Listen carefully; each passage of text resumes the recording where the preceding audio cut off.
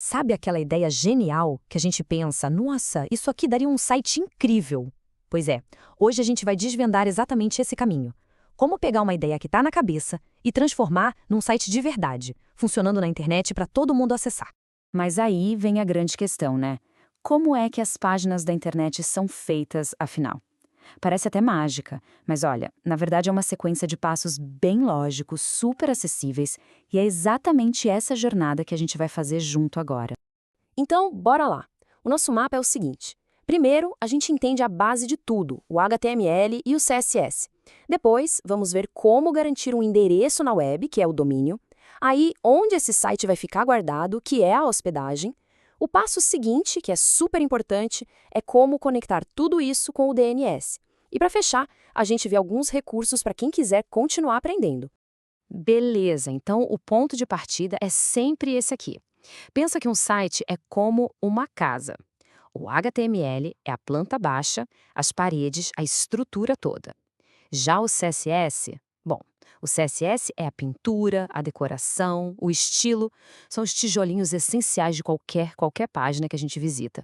O HTML, então, é o esqueleto do site. É ele que fala para o navegador, tipo, olha, isso aqui é um título, beleza? Aqui vai um parágrafo e aqui você coloca uma imagem.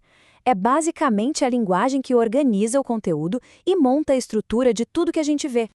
Olha só que legal, é exatamente isso que acontece. De um lado, a gente tem o código, o HTML, que são as instruções, e do outro, o que o navegador faz com isso, o resultado visual. A tal mágica é essa. O navegador lê esse roteiro e, pronto, monta a página que a gente vê. Agora, se o HTML é o esqueleto, o CSS é a roupa, é o estilo todo. Ele que define as cores, o tipo da letra, os espaçamentos, sabe? O layout. É o CSS que deixa a web com uma cara bonita, agradável. A grande sacada dele é separar o conteúdo da aparência.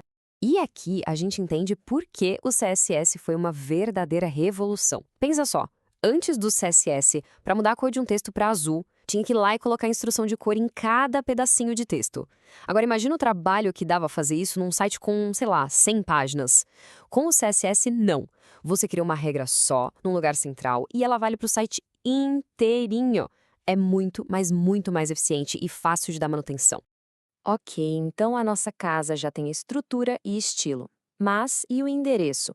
Como as pessoas chegam até ela? É aí que entra o domínio. O domínio é exatamente isso, o endereço único do site na internet, tipo o meusite.com.br. É o que se digita no navegador para achar página. E falando especificamente do Brasil, para ter o endereço terminado em .br, o local oficial é o registro.br. É ele que comanda o barco, digamos assim. Ele organiza e gerencia todos esses domínios e garante que não existam dois endereços iguais. Olha aí como é a cara dele por dentro. Esse é o painel de controle do registro.br. É por aqui que se administra o domínio. E um detalhe importante, tá vendo ali o status publicado? Isso significa que o domínio está ativo, está no ar, prontinho para ser conectado com o site. Então, se o domínio é o endereço, a hospedagem é a casa em si. É o terreno onde a casa foi construída. Tecnicamente, é um serviço que guarda todos os arquivos do site, o HTML, o CSS, as imagens, tudo, num computador super potente, um servidor, que fica ligado o tempo todo, 24/7. É por isso que a gente consegue acessar os sites a qualquer hora. E olha, opção é o que não falta, viu? O mercado de hospedagem é gigante, super competitivo. Tem um monte de empresa oferecendo tudo que é tipo de plano e serviço, aqui no Brasil e lá fora. A melhor escolha vai depender muito do projeto e, claro, do bolso de cada um. E assim como o domínio, a hospedagem também tem o seu próprio painel de controle. E é aqui que a coisa acontece de verdade. É nesse painel que a gente sobe os arquivos do site, cria aquelas contas de e-mail com o nome do domínio, sabe? E gerencia toda a parte técnica desse nosso terreno na internet. Certo. Então, a gente já tem o endereço, que é o domínio, e a casa, que é a hospedagem. Mas, peraí. Como a internet sabe que aquele endereço específico leva para aquela casa específica? Falta uma peça nesse quebra-cabeça. E essa peça se chama DNS. DNS. Isso significa Sistema de Nomes de Domínio. Pensa nele como se fosse a lista telefônica da internet. Quando alguém digita o endereço, tipo meusite.com.br, os servidores DNS entram em ação. Eles pegam esse nome fácil de lembrar e traduzem para o endereço técnico, o CEP do servidor onde o site está. É isso que leva a pessoa para o lugar certo. E aqui está o pulo do gato. Aquele passo que conecta tudo. Lá no painel do domínio, no registro.br, a gente precisa colocar os endereços dos servidores DNS. Quem dá esses endereços? A empresa de hospedagem. Ao fazer isso, a gente está literalmente construindo a ponte entre o endereço e a casa. É a conexão final. Então, vamos recapitular a jornada toda? O processo, no fundo, se resume a 4 passos bem diretos.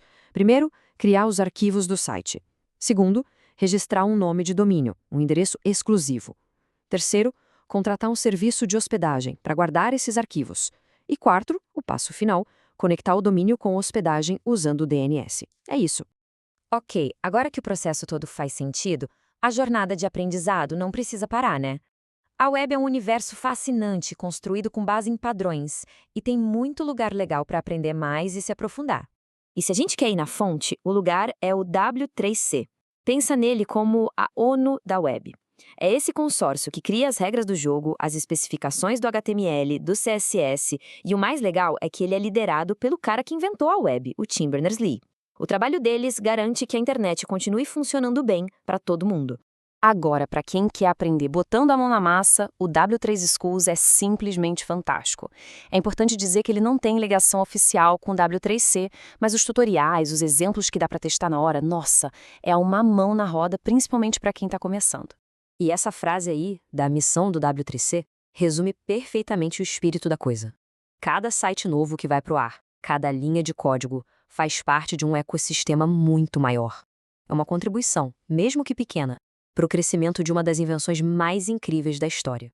Bom, agora que o caminho está mais claro e os segredos foram revelados, fica a pergunta no ar. Com tudo isso em mente, qual vai ser a primeira ideia a sair do papel e virar um site de verdade?